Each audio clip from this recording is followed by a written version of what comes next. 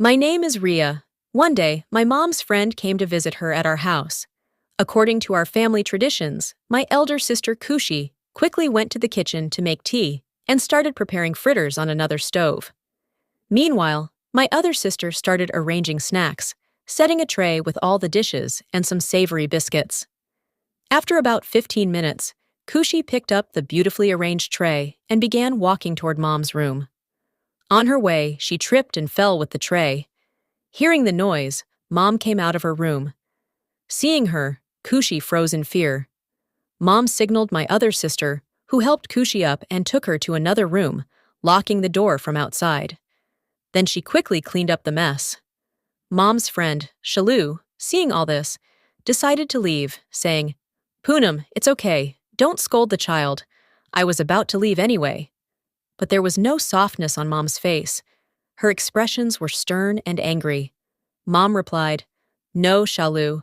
These girls need to understand the consequences of their carelessness. It reflects on my upbringing. I've forgiven their mistakes since they were children, but enough is enough now." Mom's words were firm and uncompromising. Shalu, knowing Mom's unyielding nature, left with a sigh. That night, what happened shocked all of us sisters to the core. Mom dragged Kushi out of the room like a tyrant, scolded her harshly, and locked her back inside. Kushi was 21 years old at the time, and we had never seen Mom act so cruelly. This behavior made all of us cry. After locking Kushi in the room, Mom sent the rest of us to the terrace, warning that if anyone tried to check on or help Kushi, they would face the same punishment. We stayed up all night, frightened and unable to sleep, as this had never happened before.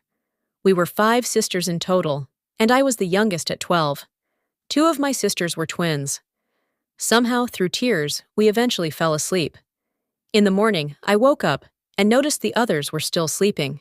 Knowing that Mom would scold us if she found us sleeping late, I quickly woke them up, saying, "Mom's coming."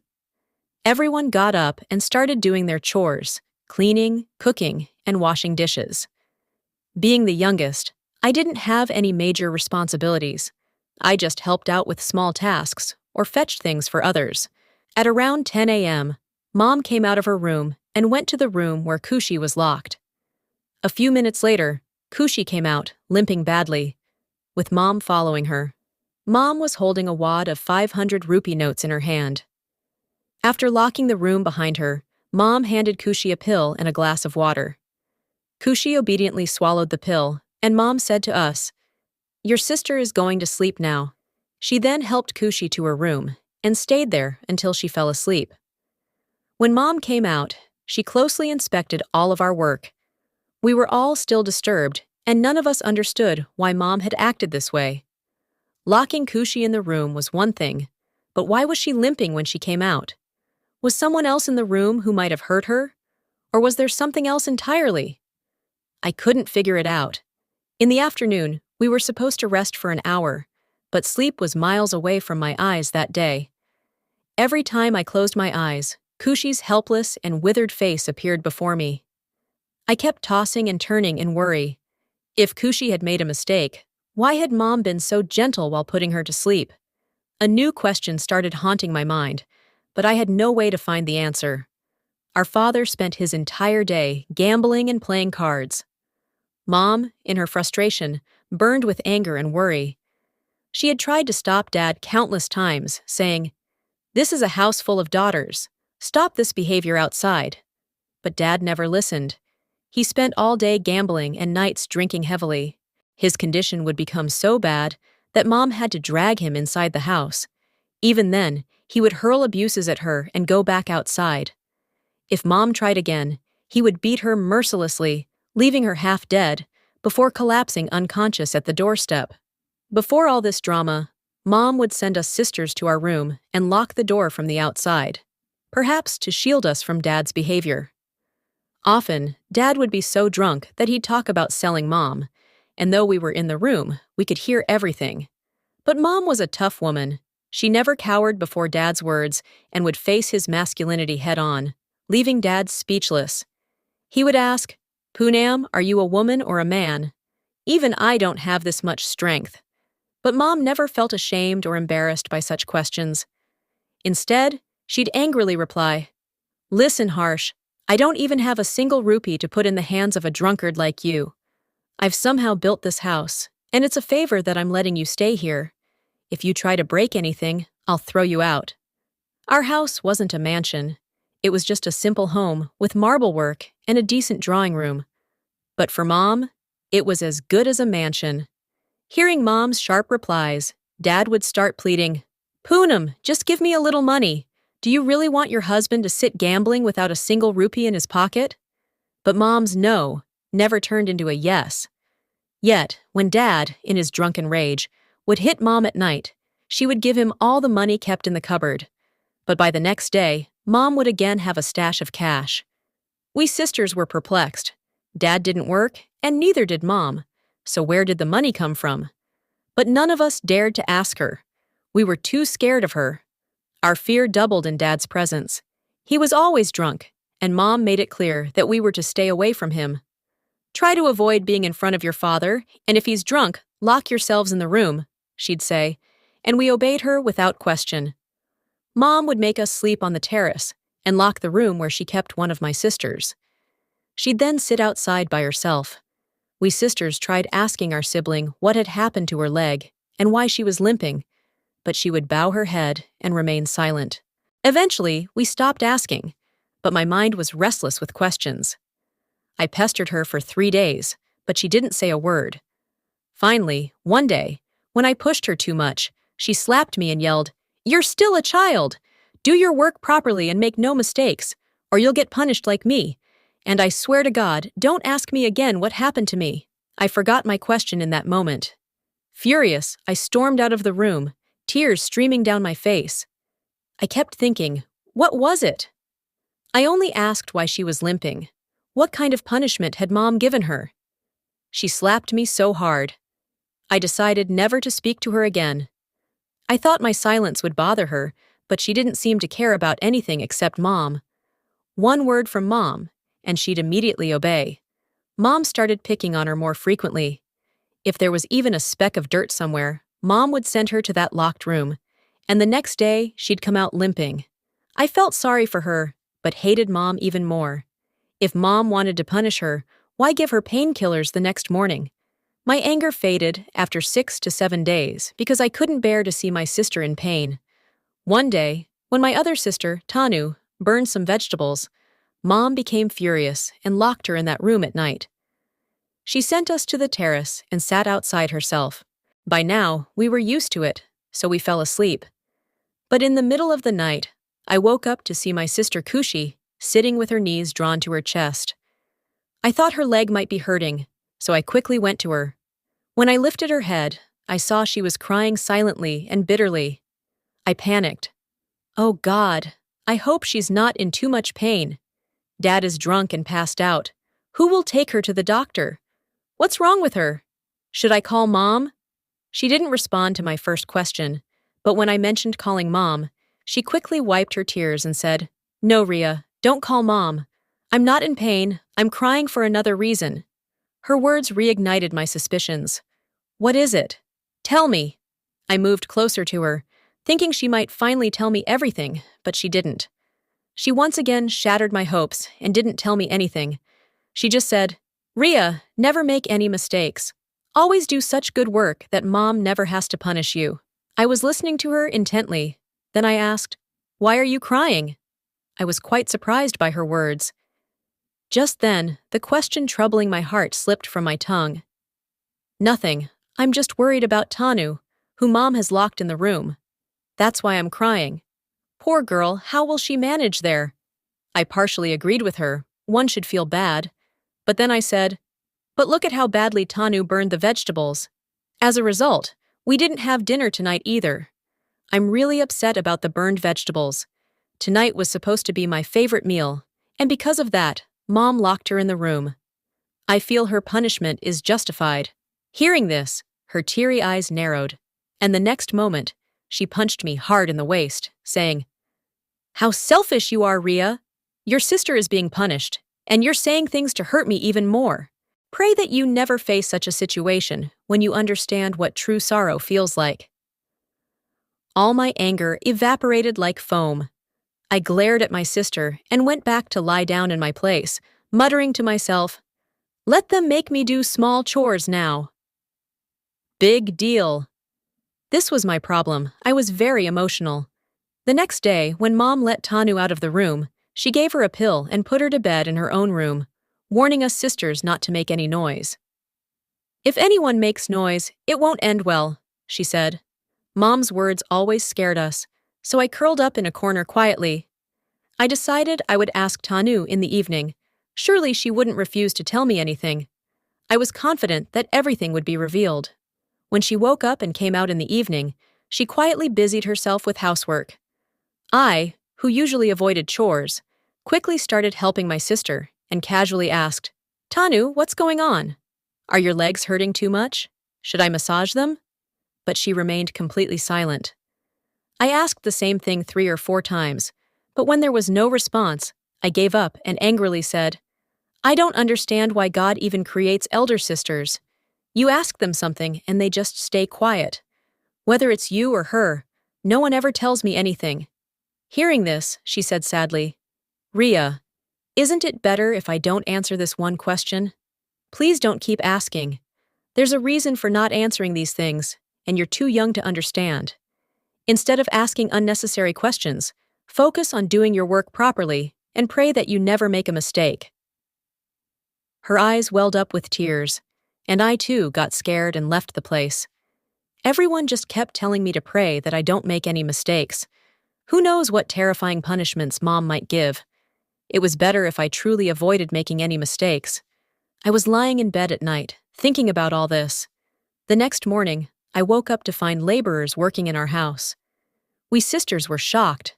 Mom had just rebuilt this house 3 months ago. "Why call workers again?" I asked Mom, and she glared at me angrily, saying in a stern tone, "Go inside." Scared, I went back to my room. Whenever an unknown man came to our house, Mom strictly forbade us from appearing before them. All the girls were to stay inside. But I, being the youngest, would sometimes take advantage of this fact. Mom was a bit softer with me compared to the others, though not so soft that I could do whatever I pleased. We spent the whole day in the room and even ate there. Mom ordered food from a hotel and gave it to us in the room. I was tired of sitting in the same room all day. None of us knew what exactly Mom was having built. What was so special? But this secret was revealed, though not entirely, at night. After the laborers left, when we came out, we saw iron rods fixed in one room. The room where Mom used to lock up my sisters looked strange and had been made quite big, extending all the way to the back alley. Once again, I gathered the courage to ask because I couldn't digest it. Until I found out, I wouldn't feel at peace. "Mom, now please tell me what you're building." She replied, "Didn't I tell you not to come out? Why did you come in front of the laborers? If you make a mistake again, I'll break your legs."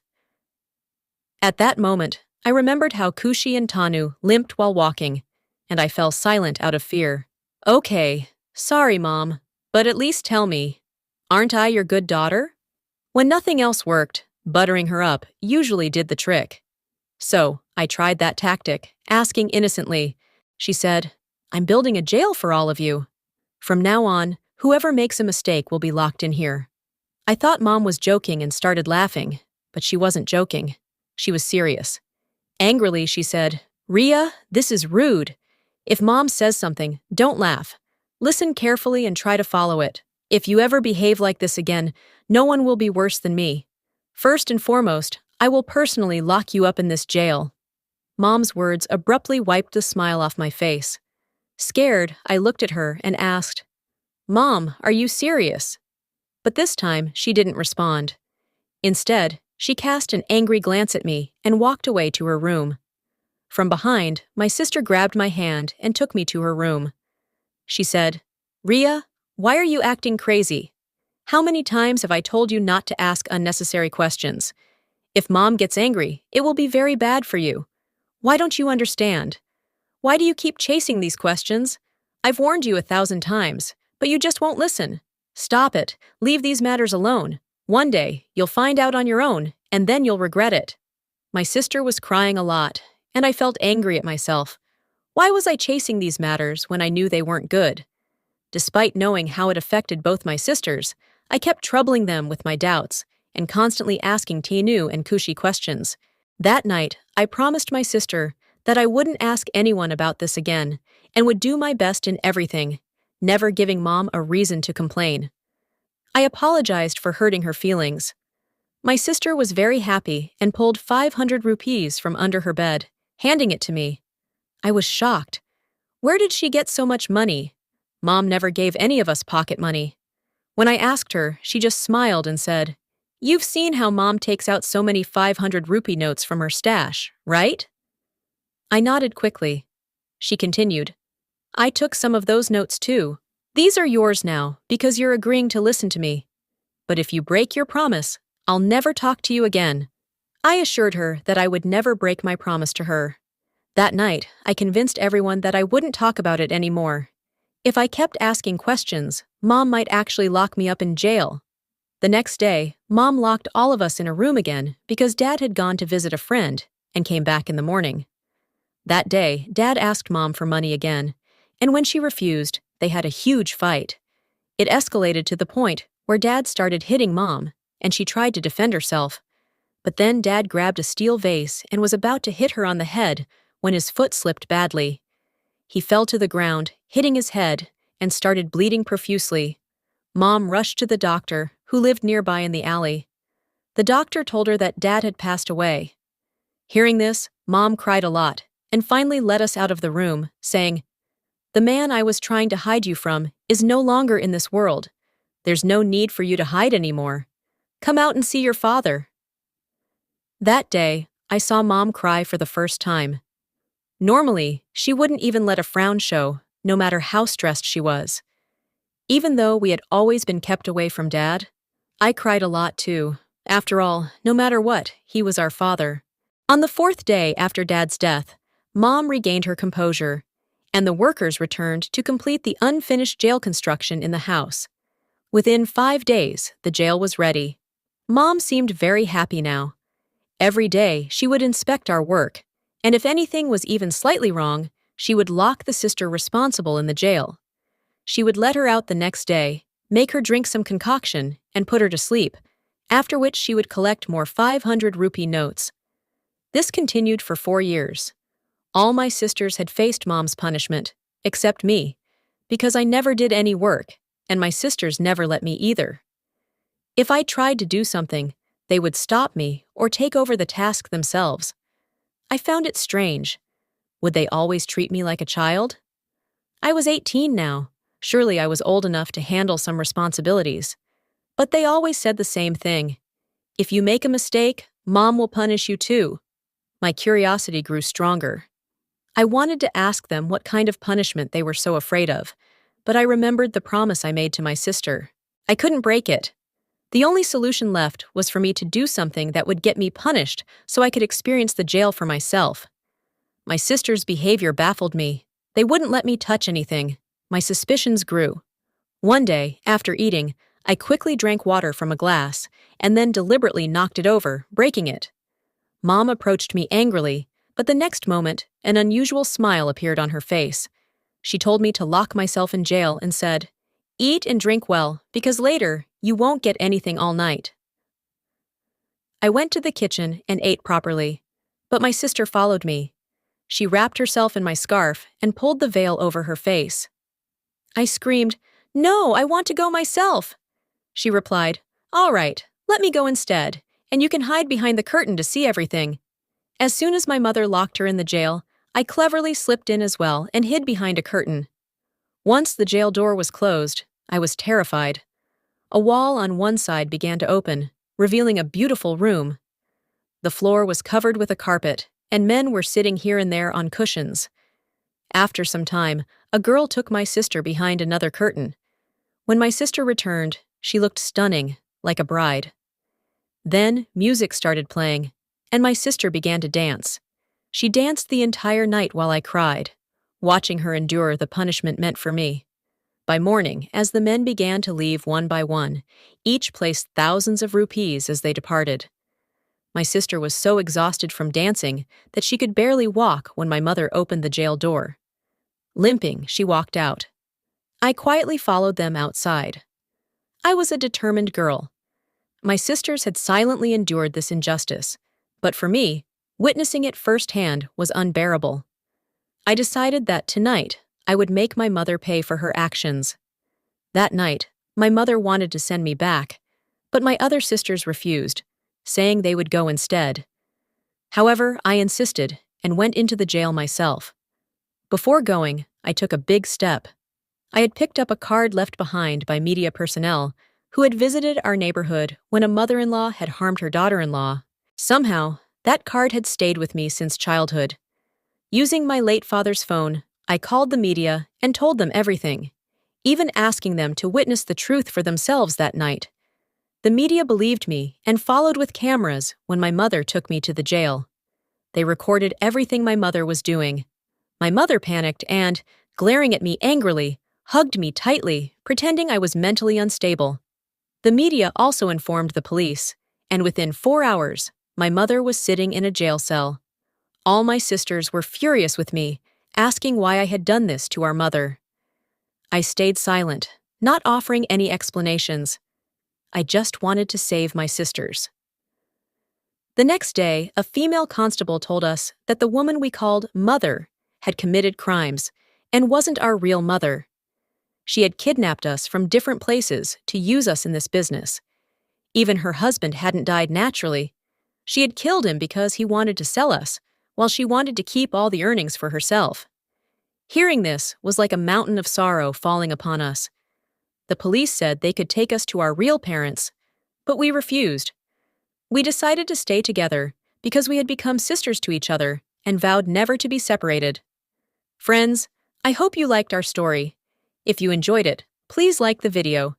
If you're new to the channel, subscribe and don't forget to press the notification bell so you get updates first.